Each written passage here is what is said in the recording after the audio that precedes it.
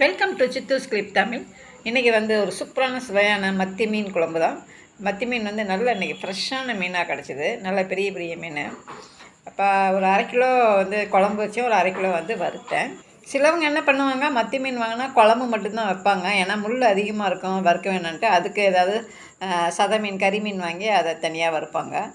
ஆனால் இந்த மத்தி மீனில் என்ன ஒரு ஸ்பெஷல்னால், மத்தி மீனை வறுத்தோம்னா அதில் இருக்கிற முள் எல்லாமே எண்ணெயில் அப்படியே நல்லா பொரிஞ்சிடும்.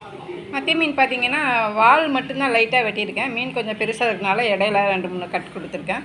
அப்படியே மசாலா தடவி பொரிச்சிடுவேன். முழுசாக அப்படியே தலையோட அப்படியே நல்லா எண்ணெயில் பொரிஞ்சிடும், நல்லா வெந்துடும், மொறுமொறுன்னு ஆயிரும். மீன் கருகாமல் அப்படி மொறுமொறுன்னு இந்த மாதிரி பொரிச்சு எடுத்துருவேன். இது அப்படியே நான் சாப்பிட்ருவேன். இதில் வேஸ்ட்டே கிடையாது. குழம்பு வைக்கிறதுக்கு நான் ஒரு கடாய் அடுப்பில் சூடுபடுத்தியிருக்கேன். அதில் ஒரு குழிக்கரண்டி நல்லெண்ணெய். மீன் குழம்பு கொஞ்சம் நல்லெண்ணெய் சேர்த்து ஊற்றினா தான் நல்லாயிருக்கும். 1/2 டீஸ்பூன் கடுகு, நல்லா கடுகு போட்டோன்னே வெடிச்சிடணும். ஒரு 1/4 டீஸ்பூன் வெந்தயம், அதுக்கப்புறம் பெரிய வெங்காயமாக சின்ன வெங்காயமாக எதாக இருந்தாலும் பரவாயில்ல. சின்ன வெங்காயம் போட்டிங்கன்னா ரொம்ப டேஸ்ட்டாக இருக்கும். சின்ன வெங்காயம் நான் அப்படியே இடித்து போட்டிருக்கேன்.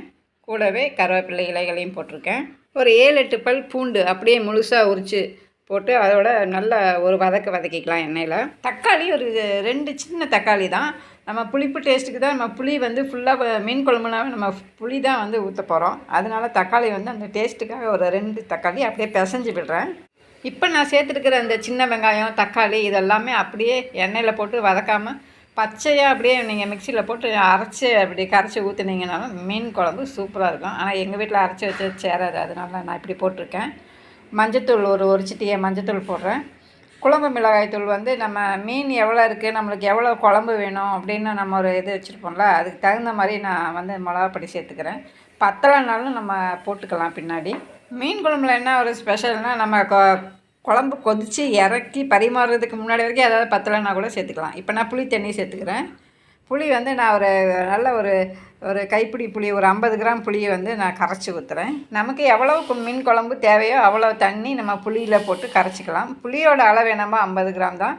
ஆனால் குழம்புக்கு தேவையான தண்ணியை அதிலேயே நம்ம கரைச்சி எடுத்துக்கலாம். மீன் பீஸு திந்துட்டால் கூட அந்த வெறும் மீன் குழம்பு நம்ம நைட்டில் டின்னருக்கு தோசைக்கு யூஸ் பண்ணிக்கலாம். இப்போ தேவையான அளவு உப்பு போட்டுக்கிறேன். இன்னும் கொஞ்சம் குழம்பு அதிகமாக இருந்தால் நல்லா இருக்கும். அதனால் கொஞ்சமாக தண்ணி சேர்த்துக்கிறேன். மீன் குழம்பு கொஞ்சம் கெட்டியாக வேறு இருந்தது, அதனாலே தண்ணி சேர்த்துக்கிட்டேன். ரொம்ப தண்ணியாட்டு இருக்காமல் கொஞ்சம் ரொம்ப கெட்டியாகவும் இல்லாமல் ஒரு மாதிரி இந்த நடுத்தர பார்த்துக்கு இருந்தால் தான் மீன் குழம்பு ஊற்றி சாப்பிட்றதுக்கு நல்லாயிருக்கும். கரம் மசாலா நான் ஒரு சிட்டியை போடுறேன். நீங்கள் உங்களுக்கு விருப்பப்பட்டால் இதை சேர்த்துக்கலாம், இல்லைன்னா ஸ்கிப் பண்ணிடுங்க. 2 பச்சை மிளகா கொதிக்கும் போது போடுறேன். நல்லா இந்த மாதிரி தலைப்பழத்தோடனு கொதித்து புளி அந்த பச்சை வாசனை போனதுக்கப்புறம் மீன் போடலாம். இப்போ மீன் ஒன்று ஒன்றா போட்டுக்கிறேன். மீன் பெருசாக இருக்குது, ஆனால் நான் கட் பண்ணலை. இந்த மத்தி மீனை கட் பண்ணி போட்டால் அவ்வளோ நல்லா இருக்காது. அப்படியே முழுசாகவே போட்டு சாப்பிடணும், அப்போ தான் டேஸ்ட்டாக இருக்கும். மீன் போட்டோன்னே எப்போயுமே அடுப்பை கொஞ்சமாக கம்மி பண்ணி வச்சுக்கணும். மீன் வேகிறதுக்கு ஒரு 5 நிமிஷம் டைம் கொடுக்கணும். மீன் போட்டோன்னா குழம்பு பாருங்கள், அந்த திக்னஸ் கரெக்டாக வந்துடும். பாருங்கள், 5 மினிட்ஸ் மீன் வெந்துடுச்சு. இந்த எண்ணெயெல்லாம் மேலே பிரிஞ்சு மீனும் நல்லா குழம்பு ரெடி ஆயிடுச்சு. நம்ம வைக்கிற குழம்புலே நான்வெஜ் குழம்புங்களாம் ரொம்ப ஈஸி. அதில் மீன் குழம்பு ரொம்ப ரொம்ப ஈஸி.